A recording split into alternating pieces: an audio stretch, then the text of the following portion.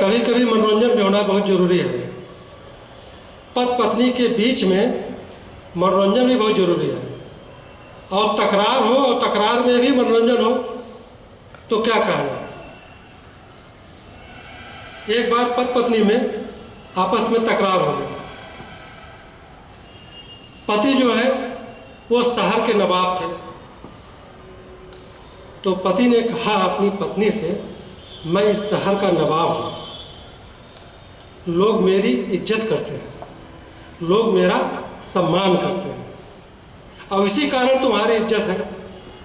इतना सुनना था कि पत्नी नाराज हो गई। पत्नी को लगा कि उसकी अपनी कोई इज्जत नहीं है, लेकिन पत्नी इसको मानने के लिए तैयार नहीं थी।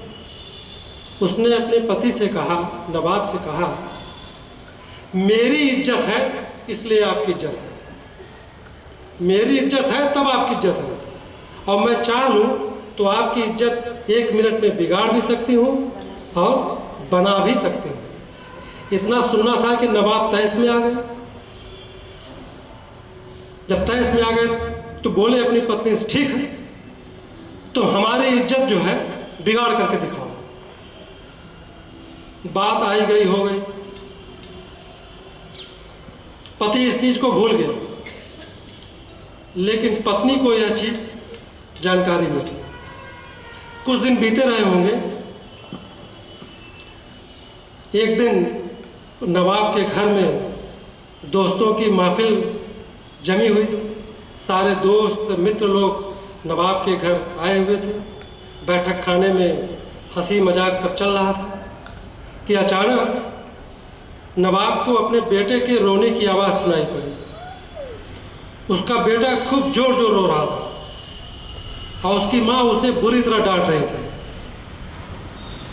तो नवाब ने बैठक खाने से ही बोला, अरे क्यों बेटा इतना तेजी से रो रहा है, क्या बात है।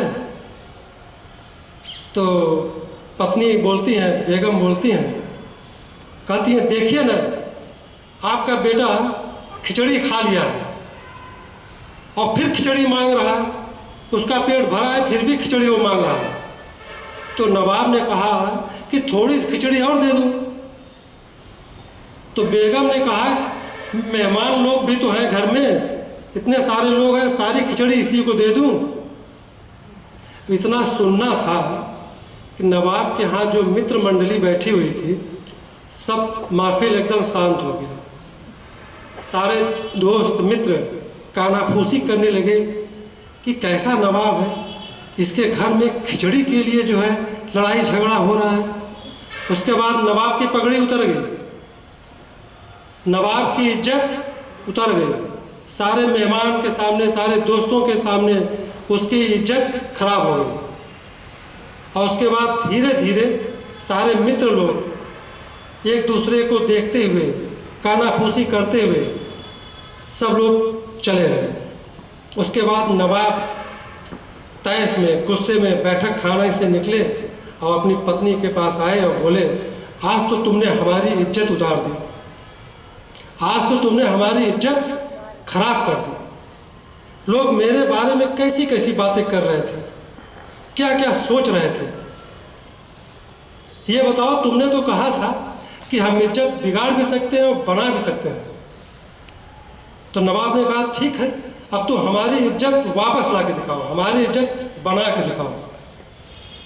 तो बेगम ने कहा, ठीक है इसमें कौन सी बड़ी बात है, फिर किसी दिन अपने मित्र मंडली को इनवाइट करिए। उसके बाद कुछ दिन बीते होंगे कि फिर नवाब के यहाँ सारे मित्र मंडली बैठक खाने में, ड्राइंग रूम में बैठे हुए थे। हंसी मजाक ठिठोली सब चल रहा था कि अचानक फिर नवाब को अपने बेटे के रोने की आवाज़ सुनाई दी। बेटा जोर जोर रो रहा था और जब बेटा जोर जोर से रो रहा था तो नवाब ने फिर बैठक खाने से बोला, क्या हुआ बेगम, बेटा क्यों रो रहा है। तो बेगम बोलती है, देखिए ना आपके बेटा फिर खिचड़ी खाने की जिद कर रहा है, उसका पेट भर गया है। इतना सुनना था जो नवाब के यहाँ लोग आए थे कि क्या बात है, इस नवाब के घर में खिचड़ी के लिए रोज रोज झगड़ा होता है। उसके बाद नवाब ने कहा, ऐसा करो बेगम, तुम खिचड़ी लेकर के हमारे पास आओ, अब हम अपने बेटे को खिचड़ी खिलाएंगे, वह मान जाएगा।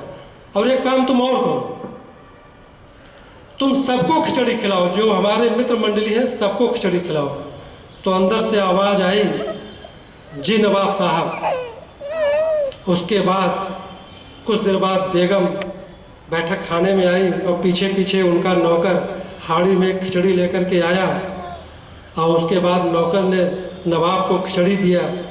उसके बाद जब सारे मेहमानों को, नवाब का जो नौकर था वो जब खिचड़ी परोसने लगा, जब परोसी जाने लगी खिचड़ी, तो नवाब के मित्रों ने देखा कि वो खिचड़ी तो थी ही नहीं, मतलब वो चावल की खिचड़ी थी ही नहीं, वो तो काजू, किशमिश, खजूर, गरी, पिस्ता, बादाम, मेवा, इन सब चीज़ों को मिला करके बहुत बढ़िया बनाया गया स्वादिष्ट व्यंजन था। और नवाब के सारे दोस्तों ने पहली बार देखा कि नवाब के यहाँ इसको खिचड़ी बोलते हैं, तो मावा और मिठाई को क्या बोलते होंगे। जब काजू किशमिश खजूर, गरी, पिस्ता, बादाम, अब नवाब के यहाँ इसको खिचड़ी बोलते हैं, तो मावा मिठाई को क्या बोलते होंगे। तो नवाब के सारे मित्र जो लोग थे, दोस्त लोग थे, एक दूसरे को देखने लगे कि नवाब के यहाँ इसे खिचड़ी बोलते हैं। तो नवाब के मित्र लोग पहली बार ऐसी स्वादिष्ट खिचड़ी खा रहे थे।